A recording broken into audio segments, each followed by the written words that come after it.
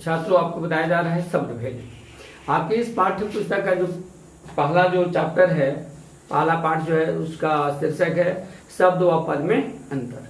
हम लोग कुछ आगे पढ़ चुके हैं, अब जो शेष भाग है उसको आज हम लोग पढ़ रहे हैं। उसमें हमको देखना है कि सबसे पहले शब्द भेद। तो शब्द भेद यहाँ पर मैं आपको लिख दूं, शब्द भेद। तो इस शब्द भेद को वर्गीकरण करके हम लोग देखते हैं। वर्गीकरण होता है शब्दों का वर्गीकरण। सबसे पहला हम इसको 4 वर्गों में बांटेंगे। ये वर्ग जो हो गया 1, 2, 3 और 4। सबसे पहले हम शब्द भेद को करेंगे जिसका होगा उत्पत्ति के आधार पर। उत्पत्ति के आधार पर। दूसरा जो है ये हो गया आपको प्रयोग के आधार पर। प्रयोग के आधार पर। प्रयोग के आधार पर। तीसरा हो गया आपका रचना के आधार पर। रचना के आधार पर। और जो चौथा है इसको कहेंगे अर्थ के आधार पर। अर्थ के आधार पर। अब आप ये समझ गए कि शब्दों का वर्गीकरण किया गया। शब्दों का वर्गीकरण 4 वर्गों में बांटा गया। सबसे पहला है उत्पत्ति के आधार पर, दूसरा है प्रयोग के आधार पर, तीसरा है रचना के आधार पर, चौथा है अर्थ के आधार पर। तो उस दिन जो हम शुरू किए थे शब्द भेद जो शुरू किए थे, तो हम बता रहे थे कि उसको कहते हैं उत्पत्ति के आधार पर। उत्पत्ति के आधार पर। तो जो उत्पत्ति के आधार पर हम सबसे पहले पढ़ेंगे तो हम क्या देखेंगे, उत्पत्ति के आधार पर शब्द के 5 भेद होते हैं। एक पहला का नाम है तत्सम, दूसरा का नाम है तद्भव, तीसरा का नाम है देशज, चौथा का नाम है विदेशज और 5वां का नाम है वर्ण संकर। वर्ण संकर। अब आपको मैं एग्जाम्पल के साथ आपको दे दूं। जैसे मान लीजिए ये तत्सम शब्द में अग्नि आएगा, अग्नि, और इसी अग्नि को क्या लिखते हैं तद्भव में, आग लिखते हैं, आग। तो उस दिन आपको बताया गया था कि तत्सम का मतलब होता है वे शब्द जिसका प्रयोग संस्कृत में किया जाता है। संस्कृत के शब्द को हम तत्सम शब्द कहते हैं। संस्कृत के जो शब्द होते हैं वे क्या होते हैं, तत्सम होते हैं। और उसी शब्द में कुछ परिवर्तन कर दिया जाता है। उस शब्द में कुछ परिवर्तन करके जब लिखते हैं तो उसे हम तद्भव कहते हैं। उस तद्भव शब्द का प्रयोग हम हिंदी में करते हैं। संस्कृत के बदले हुए रूप को हम जब हिंदी में प्रयोग करते हैं तो उसे तद्भव कहते हैं। तो आप समझ गए, अग्नि जो है ये संस्कृत शब्द है, ये हो गया तत्सम। उसी का परिवर्तन रूप हो गया आग, ये हो गया आपको तद्भव। अब देशज। देशज शब्द का मतलब होता है, इसको आपको पहले समझा दूं, देशज को तोड़ेंगे तो क्या बनेगा, देश जोड़ जाओ, देश जोड़ जाओ। यानी जिस शब्द का उत्पत्ति जन्म अपने देश में हुआ उसे क्या कहते हैं, देशज। देश जोड़ जाओ, यानी जिस शब्द का उत्पत्ति अपने देश में होता है उसे कहते हैं देशज। जैसे इसके लिए हम शब्द का प्रयोग करेंगे पगड़ी, प ग औड़ी, पगड़ी। इसके लिए दूसरा शब्द प्रयोग करेंगे लोटा। मान लीजिए कि आपके लिए एक शब्द नहीं है, बहुत सारे शब्द आते हैं ना, देशज में बहुत सारे शब्द होते हैं जिसका प्रयोग हम कहानी, कविता इत्यादि में करते रहते हैं। तो ये हो गया देशज। अब रहा विदेशज। विदेशज का मतलब होता है कि जिस शब्द का उत्पत्ति दूसरे देश में हुआ, जिस शब्द का उत्पत्ति दूसरे देश में हुआ और उसका प्रयोग हम अपने हिंदी में करते हैं। जैसे मान लीजिए यहां पर एक शब्द आ गया डॉक्टर, डॉक्टर, कॉपी इत्यादि बहुत सारे शब्द हैं। जैसे मान लीजिए कि हम बॉल भी लिख सकते हैं, बॉल। ये सारे शब्द क्या है? ये विदेशज है। ये शब्द क्या है? इंग्लिश शब्द है, लेकिन इसका प्रयोग हम कहाँ करते हैं? हिंदी में। लिखते समय भी करते हैं, बोलते समय भी करते हैं, उसका प्रयोग हिंदी में होता है, इसलिए उसे कहते हैं विदेशज। अब एक वर्ण संकर जो आपको बताया गया, वर्ण संकर का मतलब होता है मिश्रित। वर्ण संकर का मतलब होता है मिश्रित। अब जैसे आपके सामने मैं वर्ण संकर का एक दे दूं, यहां लिखिए रेलगाड़ी। रेलगाड़ी जो एक शब्द है, इस शब्द में दो अलग अलग हैं, एक रेल है और दूसरा शब्द गाड़ी है। तो यह रेल शब्द क्या है? यह इंग्लिश शब्द है, इंग्लिश, और गाड़ी शब्द हिंदी है। यहां दो भिन्न भाषाओं का प्रयोग है।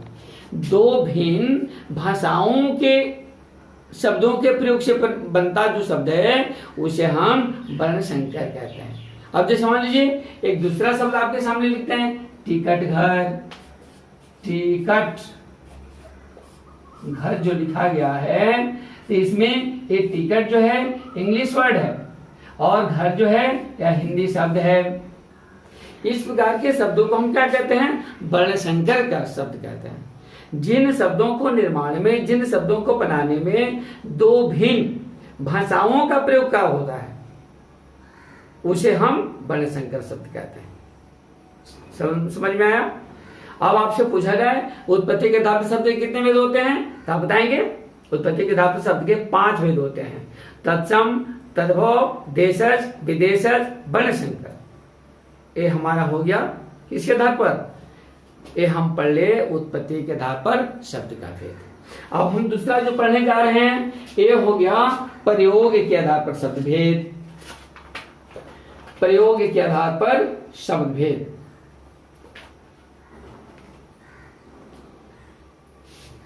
अब आप समझेंगे कि प्रयोग के आधार पर जो हम बोलते हैं या लिखते हैं वही उसका प्रयोग हुआ ना।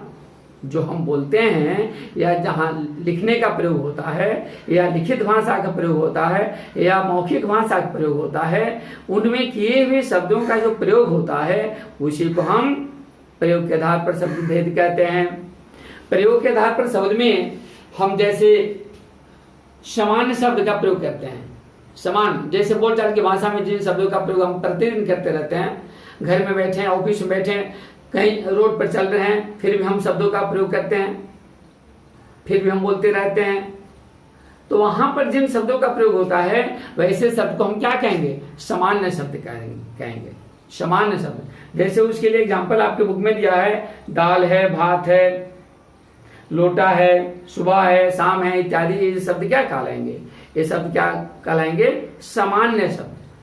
सामान्य शब्द। और दूसरे प्रयोग के आधार पर जो शब्द भेद बताया गया है, इसको कहते हैं तकनीक या परिभाषिक शब्द।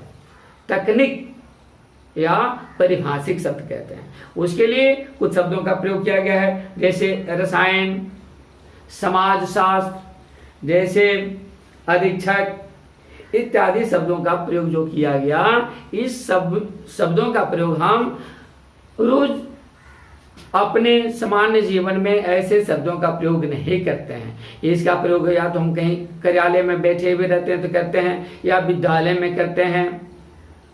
इसलिए इसे हम दूसरा नाम क्या दिए? तकनीक या परिभाषिक शब्द। अब आप बताइए प्रयोग के आधार पर शब्द कितने भेद हो गए? प्रयोग के आधार पर शब्द के 2 भेद हो गए। एक सामान्य शब्द हो गया, दूसरा तकनीक या परिभाषिक शब्द हो गया। अब हम शुरू करने जा रहे हैं रचना के आधार पर शब्द भेद। रचना के आधार पर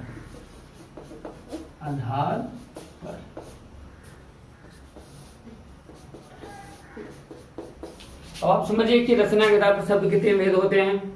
सबसे पहला जो शब्द होता है उसे रूढ़ कहते हैं। क्या कहते हैं? रूढ़ शब्द। दूसरा जो होता है इसे यौगिक शब्द कहते हैं, यौगिक। तीसरा जो शब्द होता है इसको योग रूढ़ शब्द कहते हैं, योग रूढ़ शब्द कहते हैं। अब आप ये तीनों के बारे में समझिए। सबसे पहले आप ये समझेंगे कि रूढ़ क्या है। रूढ़ अभी मैं आपको बताने जा रहा था कि रूढ़ कोई व्यक्ति कहता है कि रूढ़ आदमी है, यानी कड़ा आदमी है, वो झुकेगा नहीं, नवेगा नहीं, और उसको अगर तोड़ा जाए तो टूट जाएगा, तो हो जाएगा निरर्थक, वो किसी काम के लायक नहीं रहेगा। वैसा ही जो रूढ़ शब्द होता है वो भी वैसा ही शब्द होता है। मान लीजिए कि आपके सामने मैं दो एग्जाम्पल दे रहा हूं रूढ़ के लिए। एक हाथ शब्द है और दूसरा एक पैर शब्द है। ऐसे ऐसे बहुत सारे शब्द आएंगे आपके सामने, एक हाथी पैर नहीं, बहुत सारे शब्द आएंगे। तो हाथ और पैर एक शब्द है, तो जिस मान लीजिए हाथ को देखते हैं तो हा जोड़ थ लिखेंगे, फिर पैर जोड़ र लिखेंगे। अब आप बताइए इन दोनों शब्दों को जो एक शब्द को जो हम तोड़े हैं, दो भाग में कर दिए, तो दोनों को सार्थक होना चाहिए, लेकिन यहाँ दोनों निरर्थक हो गया, दोनों का कोई अर्थ नहीं है। जैसे मान लीजिए हा का कोई अर्थ नहीं है, वैसे ही था का कोई अर्थ नहीं है। जैसे पै का कोई अर्थ नहीं है, वैसे रा का कोई अर्थ नहीं है। लेकिन इन दोनों को जोड़ देने पर एक ऐसा शब्द बनता है जिसको हम आज से नहीं, हम युगों से, परंपरा से हम इन शब्दों का प्रयोग करते आ रहे हैं। जब तक हम इन शब्दों का प्रयोग करेंगे नहीं, तब तक हम अपने जीवन में आगे बढ़ नहीं पाएंगे। बोलचाल की भाषा में, लिखित भाषा में, हर जगह इन शब्दों का प्रयोग करते हैं। लेकिन जैसे हम उस शब्दों को कहें कि खंडित कर लें, खंडित करके उसका प्रयोग करें, तो वह क्या हो जाएगा, निरर्थक हो जाएगा। लेकिन उस शब्द का प्रयोग ऐसा नहीं कि हम आज से कर रहे हैं, हम युगों से करते आ रहे हैं, ये हम अपने परंपरा से करते आ रहे हैं। हमारे दादाजी बोले होंगे, पिताजी बोले होंगे, आज हम बोल रहे हैं, मेरे बच्चे भी बोलेंगे। ऐसे जो शब्द होते हैं उस शब्द को हम रूढ़ शब्द कहते हैं। आप रूढ़ शब्द के बारे में जान गए। अब हम जानेंगे यौगिक शब्द। यौगिक का मतलब होता है इस शब्द को जो अगर तोड़ते हैं, खंडित करते हैं, पहले यौगिक को देखा जाए तो बनेगा योग जोड़ इक, योग जोड़ इक।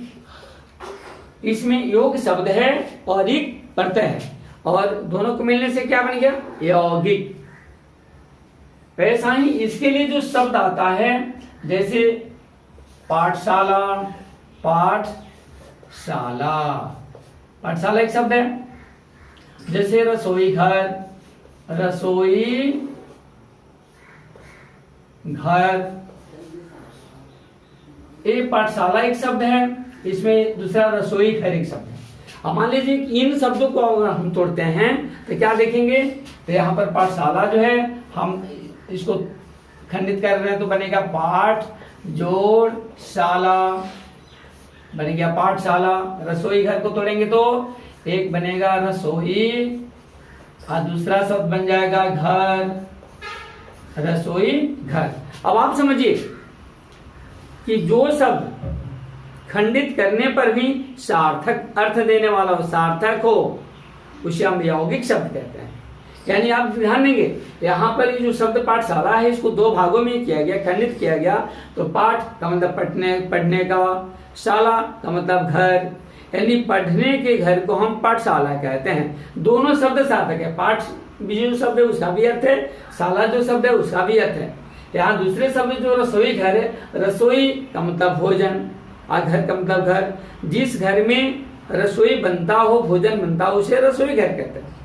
तो यहाँ पर मैंने क्या देखा कि रसोई जो घर, रसोई घर जो शब्द है, यह कौन सा शब्द होगा, यौगिक शब्द होगा, यौगिक। और हाथ और पैर कौन सा शब्द होगा, तो रूढ़ शब्द होगा। तो हम रूढ़ भी समझ गए, यौगिक भी समझ गए। अब हम तीसरा शब्द जो है योगरूढ़। अब आप ध्यान देंगे, इसमें दोनों शब्दों का मेल है। यहाँ पर योगरूढ़ शब्द है, यानी योग भी है इसमें, प्लस इसमें रूढ़ भी है। इन दो शब्दों के मेल से बने हुए जो शब्द होता है उसे योगरूढ़ कहते हैं, योगरूढ़ कहते हैं। अब योगरूढ़ जो शब्द होता है, सबसे पहले हम इसको देखें ध्यान से, तो योगरूढ़ ऐसा शब्द है जो यौगिक के समान अलग अलग खंडित हो जाता है, दोनों शब्द सार्थक होता है, लेकिन वो साधारण अर्थ नहीं देता है, और साधारण अर्थ देता है। और साधारण अर्थ देने वाला जो शब्द होता है हम उसे योगरूढ़ कहते हैं। जैसे मान लीजिए नीलकंठ, नीलकंठ एक शब्द हम ले लिए, तो यहां पर अगर इस शब्द को तोड़ते हैं, नीलकंठ को अगर हम कहते हैं नील कंठ एक शब्द है मेरा, अगर इस शब्द को हम तोड़ेंगे तो नील कंठ कहेंगे, नीलकंठ हो गया। तो दोनों शब्द को अगर देखते हैं तो नील का मतलब नीला हो गया, कंठ का मतलब गला हो गया। तो यहां भी दोनों शब्द क्या है, सार्थक शब्द देखा। नीलकंठ एक शब्द को अगर खंडित किया गया, अगर विभाजित किया गया, फिर भी दोनों जो शब्द बना वे सार्थक शब्द बना। नील का मतलब नीला हो गया, कंठ का मतलब गला हो गया, घर। अब आप बताइए ये दोनों सार्थक शब्द, लेकिन ये जैसे रसोई घर है उसका साधारण अर्थ है, पाठशाला जो है साधारण अर्थ है, लेकिन यहां पर जो नीलकंठ शब्द है, नीलकंठ एक ऐसा शब्द है जिसको हम साधारण शब्द नहीं कहेंगे, और साधारण अर्थ देने वाला, यानी जिसका प्रयोग हम संसार में किसी एक व्यक्ति के लिए ही करते हैं। नीलकंठ का मतलब होता है महादेव, जिसका कंठ नीला हो उसे कहते हैं नीलकंठ। आप बताइए इस संसार में कितने ऐसे व्यक्ति होंगे जिनका कंठ नीला होगा? इस संसार में कितने ऐसे व्यक्ति हैं जिसका कंठ नीला हो? तो संसार में एक ही व्यक्ति है। दूसरा एक शब्द हम ले लेते हैं गजानन। अब एक गजानन जो शब्द लेते हैं, गजानन, यह भी जो है इसको भी हम विभाजित करेंगे, खंडित करेंगे तो बनेगा गज जोड़ आनन, गज जोड़ आनन। अब यहाँ पर दोनों शब्द क्या है, गज का मतलब भी हाथी होता है, आनंद का मतलब मुख होता है। गजानन जो शब्द को हम खंडित किए, विभाजित किए, तो दोनों जो शब्द बना वो सार्थक शब्द है, निरर्थक नहीं है, सार्थक शब्द है। और दोनों को जोड़ने से जो शब्द बना है गजानन, वो एक असाधारण शब्द है, साधारण शब्द नहीं है। गजानन का मतलब होता है जिसका मुख गज के समान हो, जिसका आनंद गज के समान हो उसे गजानन कहते हैं। तो संसार में एक ऐसा ही व्यक्ति गणेश जी हैं जिनका मुख जो है गज का है, इसलिए उनको क्या कहा गया, गजानन। गजानन एक शब्द है, ये शब्द क्या है, योगरूढ़ शब्द है। तो मान लीजिए कि आपके सामने जो रचना के आधार पर जो शब्द के तीन भेद बताए गए हैं, रचना के आधार पर जो शब्द के तीन भेद बताए गए हैं, उसमें पहला भेद हो गया रूढ़, दूसरा भेद हो गया यौगिक, और तीसरा जो भेद है उसे योगरूढ़ कहते हैं। अब आप तीनों को परिभाषित करेंगे, परिभाषित कर सकते हैं।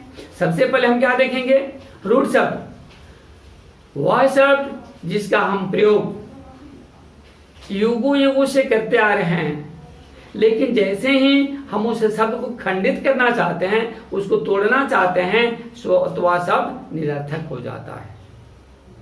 ऐसे शब्द को हम रूढ़ शब्द कहते हैं। दूसरा जो है यौगिक शब्द है। यौगिक शब्द में क्या होता है कि दो शब्दों के मेल से बना हुआ शब्द, दो शब्दों के मेल से बना हुआ शब्द को यौगिक कहते हैं। जैसे मान लीजिए कि आपके सामने जो उदाहरण दिया गया है, जैसे पाठशाला, पाठशाला एक शब्द है, लेकिन जैसे ही पाठशाला इस शब्द को हम अगर खंडित करते हैं, तोड़ते हैं, तो बनेगा पाठ जोड़ शाला। तो पाठ का मतलब पढ़ने का, और शाला का मतलब घर। जिस घर में हम बैठकर पढ़ते हैं उसे पाठशाला कहते हैं। तो और उसका जो अर्थ होगा वो साधारण अर्थ देने वाला होता है, साधारण अर्थ देने वाला होता है। दो शब्दों के मेल से, दो सार्थक शब्दों के मेल से बने हुए शब्द जिसका अर्थ साधारण अर्थ होता है, वैसे शब्द को हम यौगिक शब्द कहते हैं। दो शब्दों के मेल से बने हुए शब्द जिसका साधारण अर्थ होता है, वैसे शब्दों को हम यौगिक शब्द कहते हैं। और दो सार्थक शब्दों के मेल से बने हुए शब्द जिसका अर्थ साधारण नहीं असाधारण होता है, वैसे शब्दों को हम योगरूढ़ शब्द कहते हैं। ये आपका हो गया किसके आधार पर? रचना के आधार पर शब्द के 3 भेद। रचना के आधार पर शब्द के 3 भेद कौन कौन है आप बताएंगे? एक रूढ़ शब्द है, दूसरा यौगिक शब्द है, तीसरा योग रूढ़ शब्द है। अब हम चल रहे हैं अर्थ के आधार पर शब्द के भेद। अर्थ के आधार पर शब्द के 5 भेद होते हैं।